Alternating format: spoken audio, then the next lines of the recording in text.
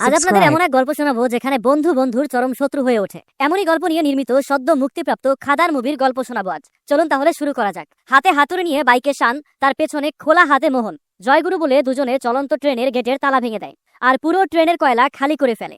এরপরে সেই কয়লা ট্রাকে বোঝাই করে নিয়ে আসে শ্যাম আর মোহন। কিন্তু কয়লার ধান্দা যে সামলাতো সে অল্প কিছু টাকা দিয়ে তাদেরকে চলে যেতে বলে, কিন্তু শ্যাম বলে ন্যায্য দামে জিনিস দেবো, তার আগে না। তখনই একজন এসে তার গলায় চাকু ধরে আর সেই মুহূর্তে ওই চাকু দিয়েই ছেলেটার হাত কেটে ফেলে শ্যাম আর সবাইকে মেরে সে ব্যাপারীকে বুঝিয়ে দেয় সে কি জিনিস। এরপরে টাকার ব্যাগ পুরোটাই নিয়ে নেয় শ্যাম আর মোহন। এরপরে দুজন বাইকে করে আসতে থাকে। শ্যাম আর মোহন ঘনিষ্ঠ বন্ধু। মোহন বিয়ে করেছিল, কিন্তু এক দুর্ঘটনায় তার বউ মারা যাবার পর সে বাংলাদেশ থেকে এই পশ্চিমবঙ্গে আসে। তার সঙ্গে তার শালাও আসে, তার নাম হচ্ছে গোকুল দাস। বাড়ি ফেরার পথে হঠাৎ তাদের পেছনে পুলিশ লাগে। পুলিশ তাদের তাড়া করছিল, কিন্তু দুজনে সেখান থেকে পালিয়ে চলে আসে। এরপরে সেই টাকা দিয়ে শ্যাম আর মোহন মিলে তাদের নিজেদের কাজ শুরু করে, কয়লার খাদানের কাজ। জমির নিচে অনেক কয়লার খনি আছে। শ্যাম আর মোহন মিলে লোকজনদেরকে সেখানে কাজে লাগায়, কিন্তু এখানেই বাধা হয়ে দাঁড়ায় গ্রামের সর্দার মান্ডি। মান্ডি আসে এখানে কাজে বাধা দিতে। তখন শ্যাম আর মোহন যায় মান্ডির সঙ্গে কথা বলতে। শ্যাম দুই ঘাড়ে দুই বন্দুক উঠিয়ে মান্ডির সামনে গিয়ে দাঁড়ায়। সে গিয়ে বলে, আমি যেখানে হাত দেই সেটা আমার হয়ে যায়। মান্ডির সাথে থাকা ওখানে সবাই বলে ওঠে, তাহলে তুমি যখন সব নিয়েই যাচ্ছ, আমাদের বুকে গুলি করে তারপরে যাও। আমাদের বেঁচে থাকার সম্বল এই জমি। এই জমি খুঁড়ে খাদান বানিয়ে ফেললে আমরা এমনিতেও না খেয়ে মরবো, তার চেয়ে ভালো বন্দুকের গুলি খেয়েই মারা যায়। শ্যাম তখন বলে, কথা দিচ্ছি আজ থেকে খাদান সবার। দিনের শুরুর 2 ঘন্টায় খাদান থেকে কয়লা উঠানোর দায়িত্ব তোমাদের। 2 ঘন্টায় যত পারো কয়লা উঠাও, কেউ তোমার কাছ থেকে হিসাব চাইবে না। এরপরে বাকি সময় আমরা কাজ করব, কেউ না খেয়ে মরবে না, এটা শ্যামের প্রতিজ্ঞা। সবাই খুশি হয়ে শ্যাম আর মোহনের পক্ষে হয়ে যায়। এরপরে শ্যাম আর মোহন আসে এমএলএর সঙ্গে দেখা করতে। এমএলএ এসে বলে, তাহলে তোমরাই সেই শ্যাম মোহন, কাজ করবে আমার সাথে? এই কথা বলার সাথে সাথেই এমএলএ সিদ্দিকের বিপরীত দলের লোকেরা তার উপরে আক্রমণ করে দেয়। ওখানে গোলাগুলি চলতে থাকে। সিদ্দিক বলে, তোমরা এখান থেকে পালিয়ে যাও তাড়াতাড়ি। শ্যাম বলে, বন্ধুত্ব করতে এসেছি, কিছুটা জান দেব, কিছুটা জান নেব।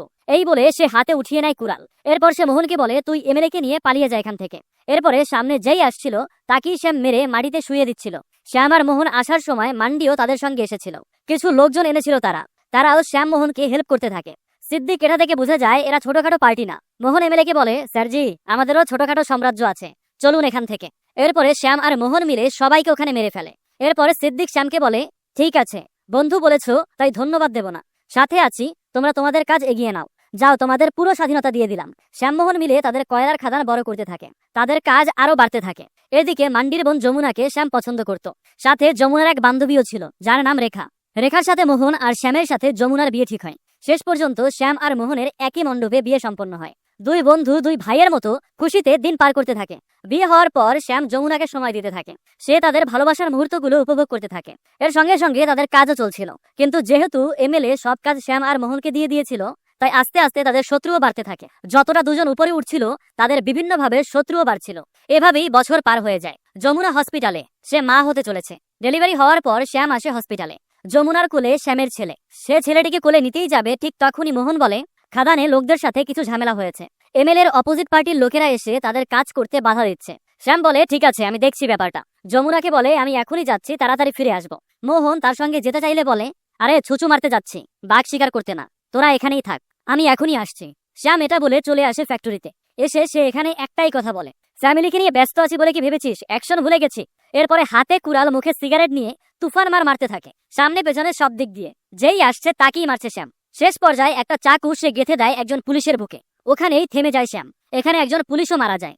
এরপরে সব পুলিশরা মিলে তাকে ঘেরাও করে ফেলে, নিয়ে যায় জেলে। কোর্ট আদেশ দেয় রিমান্ডে নেওয়ার। কোর্টের বাইরে বৃষ্টির মধ্যে যমুনা কোলে ছেলেকে নিয়ে দাঁড়িয়ে আছে। শ্যাম কানে গিয়ে বলে, মধু, শ্যামের ছেলে মধু।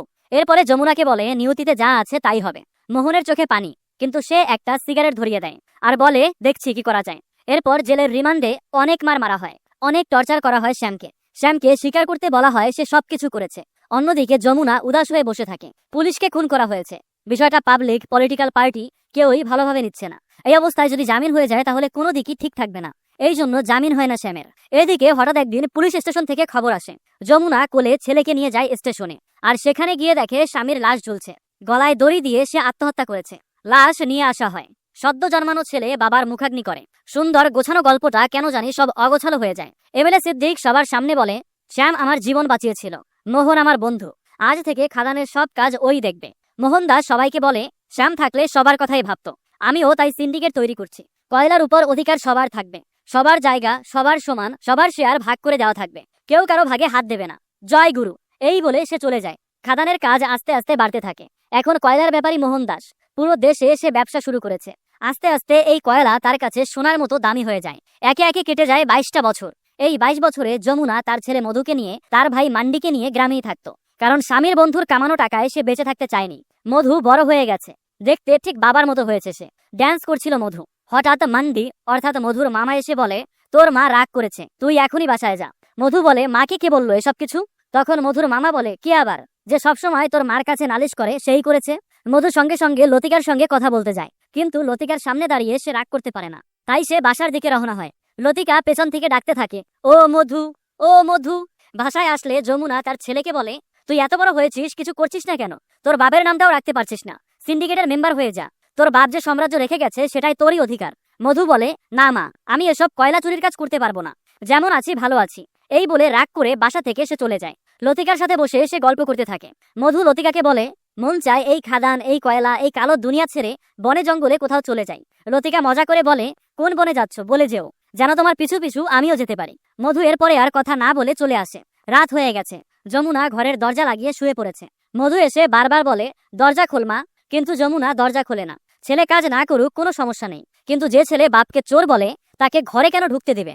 অনেকক্ষণ ডাকাডাকি করে মধু সেখান থেকে চলে যায়। সে গিয়ে উপস্থিত হয় লতিকাদের বাড়িতে। লতিকা মধুকে ঘুমানোর জন্য বালিশ আর কম্বল দেয়। লতিকার হাত ধরে মধু, কিন্তু হাত ছাড়িয়ে মুচকি হাসি দিয়ে চলে যায় লতিকা। এইদিকে মাখন দাস, কথিত রাজপুত্র মোহন দাসের ছেলে, সে এসে ডিরেক্টরকে বলে, কি জানি বলছিলেন, কি সিনেমা বানাবেন? ডিরেক্টর বলে, আপনার চেহারা একদম মাসুম, একদম রোমান্টিক হিরোদের মতো, রোমান্টিক মুভি বানাবো আপনাকে নিয়ে। ঠিক তখনই মাখন বলে, একটু দাঁড়ান, একটা হাতের কাজ সেরে আসি। মাখন একটা লোকের সামনে গিয়ে বলে, বাবু, আপনার শোয়ের দাম তো দিন দিন বেড়েই যাচ্ছে, এভাবে কমিশন খেলে আমরা কি খেয়ে বাঁচবো? লোকটা বলে, বাজারে সবকিছুরই তো দাম বেশি, শোয়ের দামও তাই বাড়িয়ে দিয়েছি। মাখন তখনই বন্দুক বের করে পায়ের কাছে 2-3টা ফায়ার করে আর বলে, আমার বুলেটের দাম কিন্তু এখনো বাড়েনি, আপনার খাতায় কয়েকটা বুলেট বসিয়ে দিলে আমার কিন্তু কোনো ক্ষতি হবে না। লোকটা বলে, না স্যার, আর এমন হবে না, এখন থেকে আমি সব কাজ ফ্রিতেই করব। ডিরেক্টর বলে, বস ফাটিয়ে দিয়েছেন, আপনাকে নিয়ে এবার অ্যাকশন ফিল্ম বানাবো, ফুল অ্যাকশন। মাখন বলে, না না, রোমান্টিক ফিল্ম বানাবেন, সুন্দর সুন্দর সিন রাখবেন, রাতের দৃশ্য, খাটের দৃশ্য বেশি বেশি থাকে যেন, আর হিরোইন হবে আপনার এই পাশে বসা আপনার এই বান্ধবী। ডিরেক্টর আর কিছুই বলে না, সে বুঝে যায় মাখন কি জিনিস। এদিকে খাদানে কাজের সময় দুর্ঘটনায় মারা যায় মধুর দাদু। খাদানে কাজ করতে গিয়ে যারা মারা যায় তাদের লাশ হস্তান্তর করা হয় না, তাদের লাশ বস্তাবন্দি করে ফেলে দেওয়া হয় পানিতে, অথবা মাটি চাপা দিয়ে দেওয়া হয়। মধু দৌড়ে আসে, সবাই তাকে আটকানোর চেষ্টা করে, সবাইকে সে মারতে থাকে, কিন্তু ক্রেন দিয়ে সেই লাশটা ফেলে দেওয়া হয় পানিতে। মধুও সেই পানিতে লাফ দেয় আর লাশ উঠিয়ে নিয়ে আসে। সবাইকে বলে, আজ থেকে এই খাদানের কাজ বন্ধ, গ্রামের কেউ এই খাদানে কাজ করবে না, কারোরই আর জীবন যাবে না। মধু ঝামেলা করছে এটা শুনে মাখন আসে সেখানে। এরপরে দুজনের মধ্যে ফাইট শুরু হয়, দুজন দুজনকে মারছে। মধু 2 টাকার গ্রামের ছেলে কাজ বন্ধ করে দেওয়ার সাহস কিভাবে পায়, এটা বলতে থাকে তাকে। আর অন্যদিকে মধুর মাথায় রক্ত উঠে গেছে, সে বেলচা দিয়ে মারতে থাকে সবাইকে। দুজনের মধ্যেই ঝামেলা চলছে, কাদায় মাখামাখি একটা অবস্থা। তখন সেখানে গাড়ি নিয়ে উপস্থিত হয় মোহন দাস। কাদায় নেমে সে মাখনকে থামায়, মধুর কাছে যায় আর বলে, শুনেছিলাম তুই তোর বাপের মতো হয়েছিস, আজ নিজ চোখে দেখলাম, এসব ঝামেলা বাদ দিয়ে ফিরে আয় মধু। আর সে তখন মাখনকে বলে, এটা তোর বড় ভাই রে, কার সাথে মারামারি করছিস?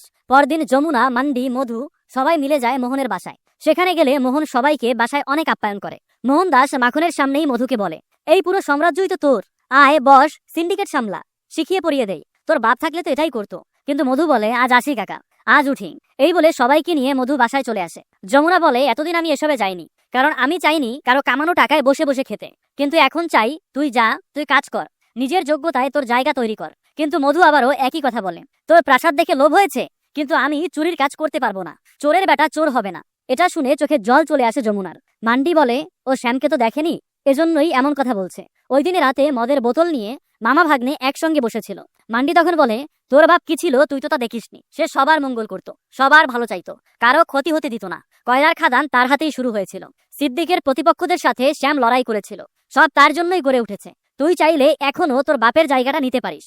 মধু বাড়ি ফিরে আসে, সে মায়ের কোলে মাথা রেখে শুয়ে পড়ে আর বলে, মা, আমি কাজ করব, আমি আমার যোগ্যতায় নিজের রাজত্ব গড়ে তুলব, দেখে নিও ভালো কিছু করব, বাবার যোগ্য সন্তান হয়ে দেখাবো। মায়ের কোলে ঘুমিয়ে যায় মধু।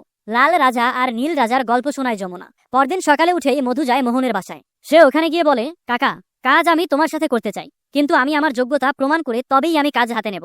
মোহন দাস বলে, আজ সন্ধ্যায় কীর্তন আছে, মাকে নিয়ে চলে আসিস, হাতে খড়ি সেখানেই হয়ে যাবে। সন্ধ্যায় কীর্তনের আসরে মোহন দাস ঢোল নিয়ে চোখ বন্ধ করে রাধা নাম জপ করতে থাকে। আসরে মধু আর মধুর মাও আসে। কিন্তু হঠাৎই একসময় কিছু লোক মোহনের উপরে আক্রমণ করতে যায়। এরা মোহনের শত্রুপক্ষ, কিন্তু আগে থেকেই সবকিছু ফাইনাল করা ছিল। আসলে মোহনের লোকেরাও অস্ত্র হাতে নিয়ে সেই আসরে এসেছিল। একে একে সবাইকে মারছিল তারা। আর মোহন এক মনে রাধানাম জপ করছে চোখ বন্ধ করে। মধু কয়েকজনকে আটকাচ্ছিল, কিন্তু হঠাৎ কয়েকজন মধুর মাকে আঘাত করে। আর মধু তখনই হাতে কুড়াল উঠিয়ে নেয় আর কুপিয়ে সেই ছেলেগুলোর বুক ছিঁড়ে ফেলে। মোহন এসে বলে, হাতে খড়ি তো হয়ে গেল মধু, এবার হাতে বন্দুকটা উঠিয়ে নে। মধু বলে, না কাকা, আজ থাক, অন্য কোনো দিন। কিন্তু মোহন বলে, তুই এতদিন যে গল্প শুনেছিস যে তোর বাপ আত্মহত্যা করেছে, তুই তা ভুল শুনেছিস। তোর বাপকে মারা হয়েছিল, তার ভাতে বিষ মিশানো হয়েছিল। এই সেই লোক যে এই কাজটা করেছিল।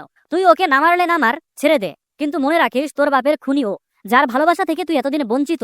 এই সবকিছুর মূলে ছিল এই লোকটা। এটা শুনে মধু এক মুহূর্ত অপেক্ষা করে না। মোহনের হাত থেকে বন্দুকটা উঠিয়ে নেয় আর 4টা গুলি সোজা বুকিয়ে বসিয়ে দেয়। এরপরে বাসায় রক্তাক্ত অবস্থায় ফিরে আসে।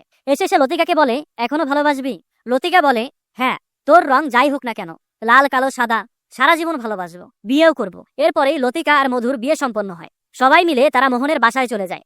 এখন মধু, লতিকা, যমুনা সবাই এই বাসাতেই থাকে। আর মধু মোহনের সাথে কাজ করতে থাকে। সব ঠিক ছিল, কিন্তু রাজকুমার মাখন আর তার মামা এসব সহ্য করতে পারে না। দুজনে মনে মনে জ্বলতে শুরু করে। এখন মোহনদাস সবকিছুতে মধুকে এগিয়ে রাখে। একদিন মাখন এসে বলে, বাবা, একটা ঝামেলা হয়ে গেছে। তোমাদের পুরনো কয়লার ব্যাপারী যে ছিল, সে আমার লোহার ফ্যাক্টরিতে আস্থানা গেড়েছে। এখন ওর যদি কিছু না করা হয়, আমাদেরই তো বদনাম হবে। মোহন বলে, যা করার আগে করবি, কিন্তু তোদের সাথে মধুও থাকবে। মাখন, গোকুল দাস, মধু আরো কিছু লোক মিলে আসে ফ্যাক্টরিতে।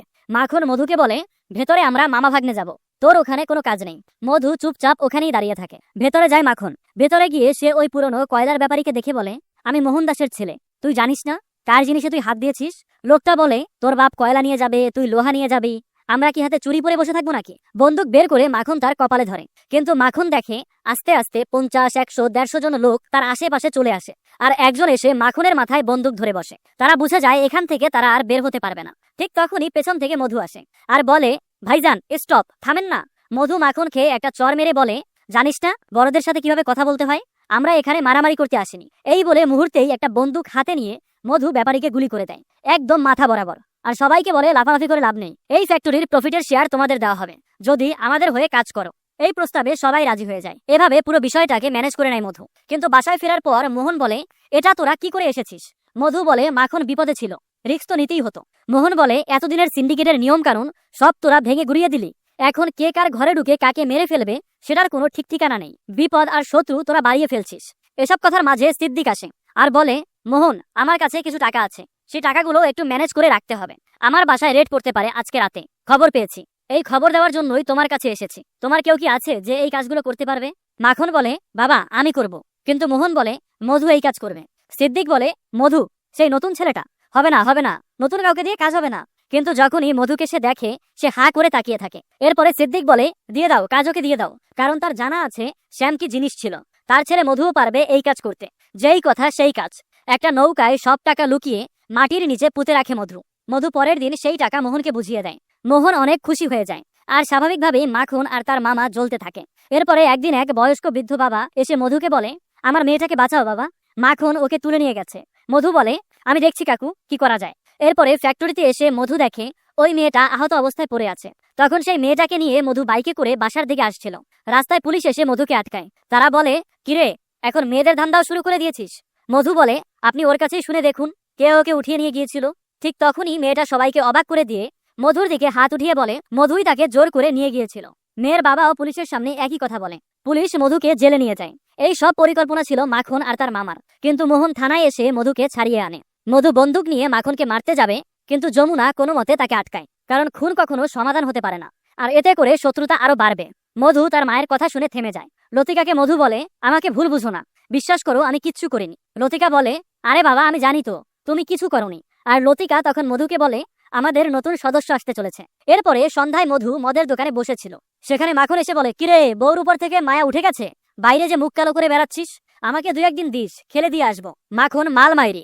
কথাটা শেষ হতেই মধু কাচের বোতল সোজা মেরে দেয় মাখনের মাথায়। কাচের বোতল ভেঙে মাখনের মাথায় ঢুকে যায়। আর সেই জায়গাতেই মারা যায় মোহনের একমাত্র ছেলে। মাখন নিজ হাতে চিতায় আগুন দেয়, ঢোল বাজায়, কীর্তন করে, শ্মশান যাত্রায় হরিগান গায়। অপরদিকে মধু আসে সিদ্দিকের কাছে আর সেখানে এসে বলে, স্যার, আপনি আমাদের একটু কথা বলিয়ে দেন। এই কাজটা আমি ইচ্ছা করে করিনি, দোষটা মাখনেরই ছিল। তখনই ফোন আসে। মোহন বলে, সিদ্দিক ভাই, আপনার পাশে যে আছে ফোনটা তাকে দিন। মোহন বলে, মধু, তুই যে ফ্যাক্টরি আমাকে উপহার দিয়েছিলি সেখানে তাড়াতাড়ি চলে আয়, রক্তের হিসাব এখনো বাকি আছে। মধু সেই ফ্যাক্টরিতে যায়। তার সামনে যেই আসছিল তাকেই সে মারছিল। এক পর্যায়ে সে দেখে সামনে মোহন তার মা আর লতিকাকে বন্দুক ঠেকিয়ে রেখেছে। মধুর দিদাকে তারা আগেই মেরে ফেলেছে, কিন্তু সে কিছু বুঝে ওঠার আগেই একটা গুলি করে দেয় মোহন। আর তখনই মান্ডি সামনে চলে আসে, মধুর সামনে এসে সেও মারা যায়। এরপরে মধু লুকিয়ে পড়ে আর সবাইকে আস্তে আস্তে মারতে থাকে। মোহনের সামনে এসে সে বলে, কাকা এসব বাদ দিন, এসব শুরু করেছিল মাখন। মোহন বলে, না রে মধু, এসব আমি না, মাখন না, তুই না, শুরু করেছিল তোর বাপ। আমি ওই দেশ থেকে এই দেশে এসে নিজের বুদ্ধি দিয়ে এই সাম্রাজ্য বানিয়েছি। কোথায় কি করতে হবে, কিভাবে কাজ করতে হবে, আমারই বুদ্ধি ছিল এগুলো। আর তোর বাপ এসে সবার সামনে ফুটেজ খাইতো, আমার সামনেই সে রাজা হয়ে বেড়াইতো। আর তোর বাপের সামনে আমার নিজেকে কুত্তা মনে হইতো ওই দেশ থেকে পালিয়ে আসা রেফিউজি আমি। তোর বাপ যখন জেলে গেছিল, তোর বাপকে বের করা তো 2 মিনিটের ব্যাপার ছিল, কিন্তু আমি সুযোগ মিস করি নাই, আমি তাকে বের হতে দেই নাই। তার খাবারে বিষ মিশিয়ে খাইয়ে দিয়েছিলাম। এরপরে নিজের গলার গামছা খুলে তোর আধমরা বাপকে টাঙিয়ে দিয়েছিলাম। এই কথা শেষ হবার সাথে সাথেই মধু একটা দড়ি হাতে নেয়, মোহনের গলায় পেঁচিয়ে সঙ্গে সঙ্গে ঝুলিয়ে দেয় মোহনকে। একইভাবে মৃত্যুর আগে মোহন আবছা চোখে দেখছিল সেই চেহারা, শ্যামের চেহারা। এখানেই মোহন দাসের জয়গুরু হয়ে যায়। মধু তার মা আর লতিকাকে নিয়ে চলে আসে। এখন এই কয়লার সাম্রাজ্যের রাজা হয় মধু। আর এখানেই এই সিনেমার গল্পটি শেষ হয়ে যায়। ভিডিওটি কেমন লাগলো আর কোথায় কোথায় আমরা ইমপ্রুভ করতে পারি তা কমেন্টে লিখে জানাতে পারেন।